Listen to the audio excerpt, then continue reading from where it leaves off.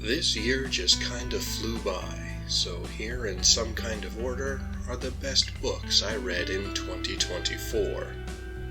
I have reviews and analysis of many of these books, and you can find links to them in the description. Poul Anderson's The Broken Sword is a surprisingly dark historical fantasy novel that is weighty, grim, and melodramatic in all the best ways. Inspired by Norse mythology and viewing a large conflict through the eyes of two different characters, one of whom is the dispossessed changeling of the other protagonist, this novel is one of the foundational texts for the fantasy genre and well worth the time to read. The Sorcerer's Slave by E.M. Gwynne is a little outside my normal wheelhouse, being a young adult fantasy novel. However, I enjoyed it because of its old school style, kinetic pace, and sense of adventure. It feels like reading a story that could easily exist alongside 1980s adventure movies also featuring young people, like The Never-Ending Story, Labyrinth, or even Willow. The Pastel City by M. John Harrison is an excellent Dying Earth type of novel, and I liked it so much I went out and got the rest of the Viraconium series to read in the near future. The book is elegiac and philosophical while also being a fantasy quest against impossible odds, and it is short and well-paced. Fans of 1970s fantasy and science fiction will want to read this book if you haven't already. Rob Hill's Bad Movie Bible is a great look into all of those movies that have become cult classics and taken on a life that their creators never intended. If you're interested in learning about those movies that are so bad they're good, then you'll want to read this book, and check out Rob's YouTube channel while you're at it. Both parts of Guy Gavriel Kay's Sarantium Mosaic, Sailing to Sarantium and The Lord of Emperors, are great. I have yet to encounter a book by Guy Gavriel Kay that is anything less than excellent.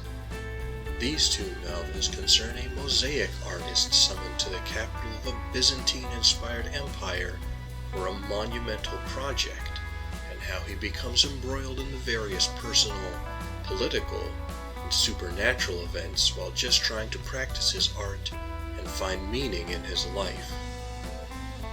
I strongly recommend these books whether or not you usually enjoy fantasy fiction. They are great regardless of genre. Joe R. Lansdale's Savage Season is even better than I thought it would be. The start of the Hap and Leonard series, the book is a great crime novel about a misadventure in trying to recover money stolen from a bank decades ago, while also showing Lansdale's talent as a prose stylist. It is punchy, darkly comedic, and never wastes the reader's time. Eddie Muller's Dark City is an exploration of classical film noir. It is overflowing with great insights and analysis of noir cinema, the movies themselves, and the historical and cultural background in which the film style emerged. If you want a good primer on the subject, this is certainly the book to get.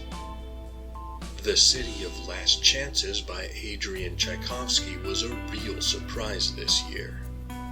A novel of upheaval and unintended consequences in an early industrial fantasy city, it shows how the repercussions of people's choices can ripple out and have effects far beyond what anyone could imagine. It is a strange book, but well worth the time to get into it. I read Carl Edward Wagner's Bloodstone on the recommendation of Grammaticus, and he did not lead me wrong. It is a sword and sorcery novel focused around three protagonists, one of whom is the immortal mystical swordsman, Cain. The book has everything you could want from a pulpy sword and sorcery story, while also having surprisingly deep character work and strong prose styling. Did you read any of these books this year, or previously? Go ahead and share your thoughts on them. Otherwise, what were the best books you read in 2024? Were there any surprises or any books that stuck with you even though you didn't expect them to? Let us know in the comments. Thank you for taking the time to listen to my peculiar notions. If you appreciate this channel and want to support it, you know what to do. You can also take a moment to like, comment, share, and subscribe to the channel of another YouTube creator you enjoy, because it is unlikely the algorithm is going to get any better next year. Until next time, read some good books, live, and be well.